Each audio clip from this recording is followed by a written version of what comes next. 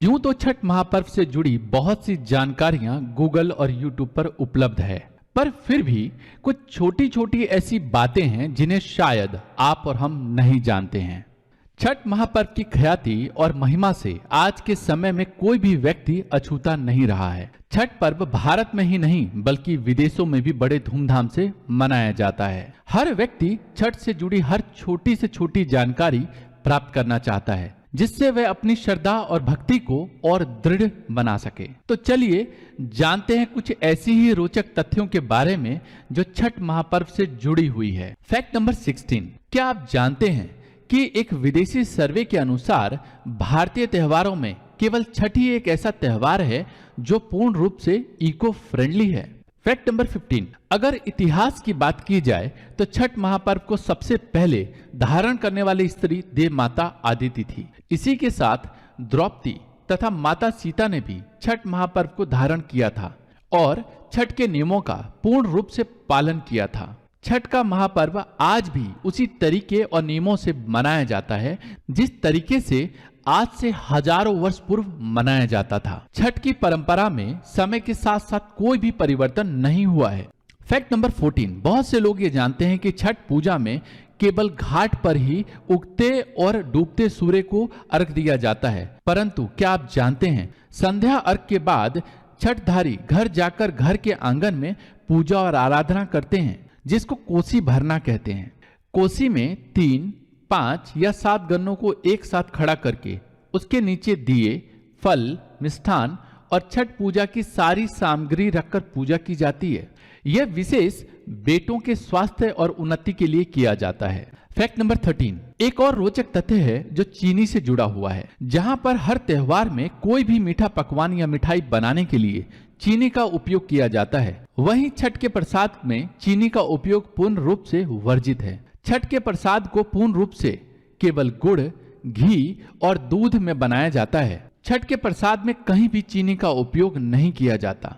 Fact number 12, हम में से बहुत से लोग सिर्फ यह जानते हैं कि छठ व्रत में सूर्य भगवान की पूजा की जाती है, पर क्या आप जानते हैं कि छठ पूजा में केवल सूर्य देव की ही पूजा नहीं की जाती, सूर्य के साथ साथ उनकी पत्नी उषा और प्रत्युषा की भी आराधना की जाती है। सूर्य की प्रथम किरण को उषा तथा संध्या की अंतिम किरण को प्रत्युषा माना जाता है, जिन्हें सूर्य के साथ साथ अर्घ दिया जाता है। फैक्ट नंबर 11, हम में से बहुत से लोग जन्माष्टमी का व्रत रखते हैं, जिसको टफ व्रत में माना जाता है। क्या आप जानते हैं कि छठ का व्रत सबसे कठिन व्रत माना जाता है, क्योंकि छठ का व्रत 12 या 24 घंटों का ना होकर पूरे 36 घंटों का होता है, जिसमें पानी, तरल या किसी भी ठोस वस्तु को ग्रहण नहीं किया जाता। फैक्ट नंबर 10, हम में से बहुत ही कम लोग जानते हैं कि छठ महापर्व का प्रसाद आज भी मिट्टी के बर्तन में बनाया जाता है। फैक्ट नंबर 9, कई त्योहार और व्रतों में देखा जाता है कि महिलाएं तो पूजा के नियत स्थान पर पहुंच चुकी होती है, परंतु उनकी पूजा की वस्तुएं या तो उनके पति या परिवार के सदस्य द्वारा बाद में लाई जाती है, परंतु छठ महापर्व में ऐसा नहीं होता। व्रतधारी स्त्री कभी भी अपनी बहंगी से आगे नहीं चल सकती, वह हमेशा ही अपनी बहंगी से 2 से 3 कदम पीछे ही रहती है। फैक्ट नंबर 8, जिस प्रकार छठ में साफ सफाई का अधिक ध्यान रखना पड़ता है, उसी प्रकार छठधारियों को व्रत के दौरान अपने पूर्ण वैभव और सुख का त्याग करना पड़ता है। हर व्रतधारी जमीन पर ही बिना सिला हुआ बिस्तर और चादर या कंबल बिछाकर ही सोता है, फिर चाहे वह कोई राजा हो या रंग। फैक्ट नंबर 7, नहाए खाए के बाद अगला दिन खरना का होता है, जिसमें पूरे दिन का उपवास रखने के बाद शाम को गुड़ की खीर, रोटी और चावल के पीठे का प्रसाद ग्रहण किया जाता है। पर क्या आप जानते हैं कि खरना को लोहंडा और छोटी छठ भी कहा जाता है। फैक्ट नंबर 6, आप में से बहुत से लोग जानते हैं कि छठ महापर्व की शुरुआत नहाए खाए से होती है, जिसमें सेंधा नमक से बनी दाल, चावल और कद्दू की सब्जी खाकर इस व्रत की शुरुआत की जाती है। लेकिन क्या आप जानते हैं कि बिना कद्दू की सब्जी खाए इस व्रत को धारण नहीं किया जा सकता।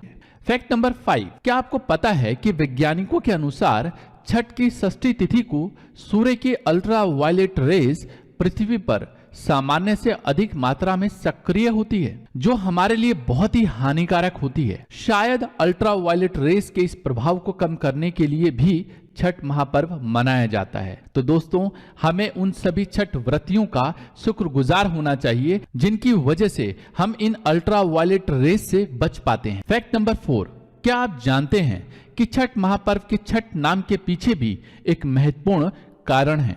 कार्तिक शुक्ल पक्ष की षष्ठी को मनाए जाने के कारण इस व्रत का नाम छठ पड़ा।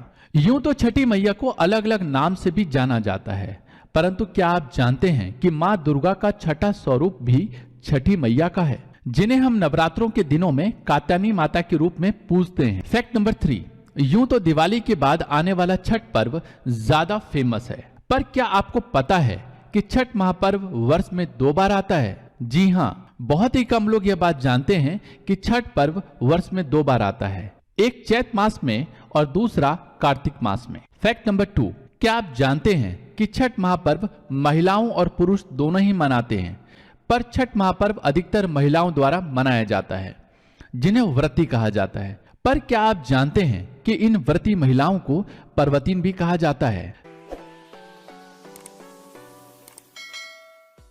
फैक्ट नंबर 1, क्या आपको पता है कि छठ महापर्व में जो वस्तु सबसे महत्वपूर्ण मानी जाती है वह क्या है?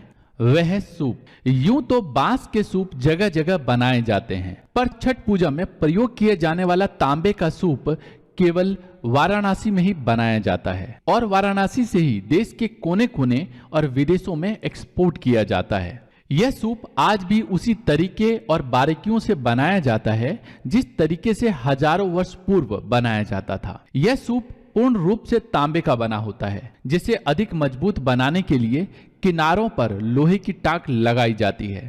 तांबे के सूप पर छठी मैया के साथ साथ छठ से जुड़े शुभ चिन्हों को भी उकेरा जाता है। उम्मीद करता हूं कि आज की यह वीडियो आपको पसंद आई होगी।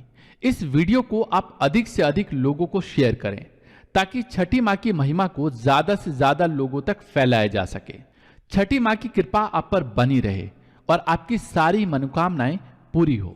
मिलता हूं अगली वीडियो में, तब तक के लिए जय छठी मैया।